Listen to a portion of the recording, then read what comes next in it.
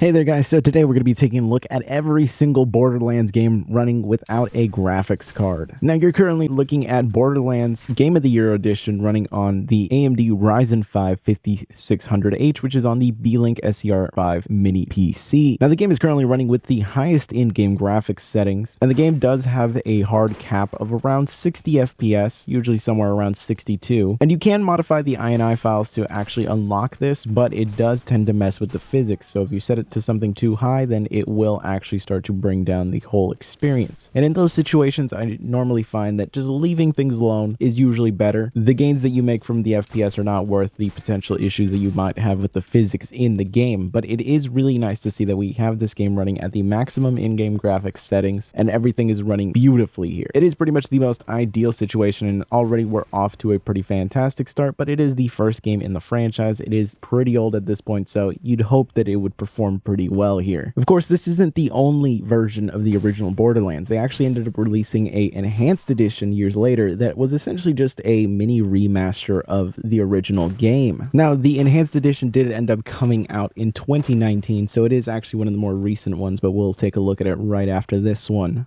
And here you can see it running with the highest in-game graphics settings similar to what we had with the original game, and you'll see that there is a noticeable impact in the overall performance of the game, which makes sense. We are on an updated engine. It is overall a better looking game, but we're still getting a playable FPS like this with the highest in-game graphics settings. It's certainly not as smooth of an experience as the original game, but the visual improvements are nice, and you can actually adjust the graphics settings a bit without really sacrificing much of anything in terms of visual quality to actually boost the overall performance. Just by disabling ambient occlusion, we can actually boost our FPS significantly here, where now our averages are comfortably above 60, and the overall experience just feels even better than the original Borderlands because of the fact that now the FPS is uncapped and it's not messing with the physics or anything like that. So these are some pretty massive gains to have, considering that we only disabled one graphics setting. So I mean, it's a pretty worthwhile move. I don't think you're gonna miss having the ambient occlusion. I mean, after playing it, I didn't even really notice a difference in terms of the visual quality. It's one of those things that when you're in the middle of actually playing the game, little things like that don't really matter, and the boost in the overall performance and the experience is just so worthwhile. So far we have two absolute wins on here, and I'm glad to see that. Now jumping over and taking a look at Borderlands 2, we're taking a look at it running here with the highest in-game graphics settings as well, and the level of performance that we're getting is pretty great, though we are just shy of that 60 FPS average that we would like to hit. But in general, it's still a fantastic experience, and you're going to have very little to complain about. I mean, just look at those frame time charts. It is pretty much the most ideal situation. Everything is flat, everything is consistent. It really is a great experience to play it on here like this. But just as the enhanced edition of Borderlands saw some massive gains by disabling the ambient occlusion, you get the same thing here. Now we are comfortably above 60 FPS, with our averages now being in the 70 range, and our 1% lows are just shy of that 60 range that would make the whole experience absolutely perfect. And again, this is with everything maxed out, so just losing the ambient occlusion, you're not really going to miss that in comparison to all the textures and effects being set to a higher setting. So it really is going to be a very, very enjoyable time on here. And so far, the results we've been getting with this franchise are looking pretty good, but a lot of these titles are pretty old now. So we can move on to the pre-sequel. Now, I personally never played the pre-sequel, so this was pretty much my first time going through it. And just from the beginning section, at the exact same settings that we used for Borderlands 2, the level of performance that we were getting, while it was decent enough, the 1% lows were suffering a bit more than they were in Borderlands 2. So in general, there is a performance regression here, though there is a lot more happening in the game a lot of the time. But it's still not reaching an unplayable state, and in general, this was very enjoyable, especially considering that we did have everything to the highest. This time around, though, disabling ambient occlusion didn't really net us any massive gains in terms of performance, which was disappointing to see. There certainly was some uplift, and our average was now consistently above 60, but the 1% lows didn't really see any massive gains, and so it made that increase in the average not really as noticeable as you would hope it would be. In general, though, it was still a very playable experience, and you're going to have very, very little to complain about here, because you can always adjust the graphics settings to improve those 1% lows. In general, though, I feel like if you don't have the FPS counter up, you're really not going to have much to complain about. Now jumping into the last game in the mainline series, we have Borderlands 3, and this time around things are drastically different. While all the other games you could pretty much play at the maximum graphics settings, this is a completely different story. We're now running this with the lowest in-game graphics settings at 720p, so not even the full 1080p resolution, and our 1% lows are still looking pretty brutal. And this was after playing for a little while here, so it's not DX12 that's causing these issues or anything like that. It just seems to be a problem with the game itself, that as you're roaming around, as things are loading in, the 1% lows will start to suffer. So while it is playable at 720p, it's not going to be a great experience, as you will notice that the frame time charts show a lot of stuttering that ends up happening. The game does recover from it, and once it does recover, the frame time charts do look decent enough. It is those moments where those stutters happen that really drag down the whole experience. So in general, at least with these Vega-based integrated graphics, most of the franchise is playable, with the last game here being the only one that is a bit iffy. Now there are of course other games within the Borderlands franchise in general. We have Tales of the Borderlands and the new Tales of the Borderlands, as well as the Tiny Tina game, but I wanted to just take a look at the mainline series, and I also don't own the Tiny Tina game yet, so I didn't really include that one there. It's still way too pricey, so it's one of those things that I can't pick up right now. Maybe eventually I will, and I'll do an individual video on that, but at least if you're looking to play the mainline Borderlands series, you can do most of it on here, with this last one being the only one that might give you any trouble whatsoever. But you have a lot of content to work your way through before you even get to that. So I hope you found this look at the Borderlands franchise running on the AMD Ryzen 5 5600H on the Beelink SER5 mini PC to be interesting. If you did, be sure to subscribe. Check out a link to the mini PC itself down below if you'd like to support the channel and get your hands on a really nice and powerful mini PC for not a lot of money. And if you would like to help support the channel directly, you can become a member for as little as $1 a month. Doing that really does help me actually get my hands on more games for testing, and it is greatly appreciated. So I will catch you in the next one.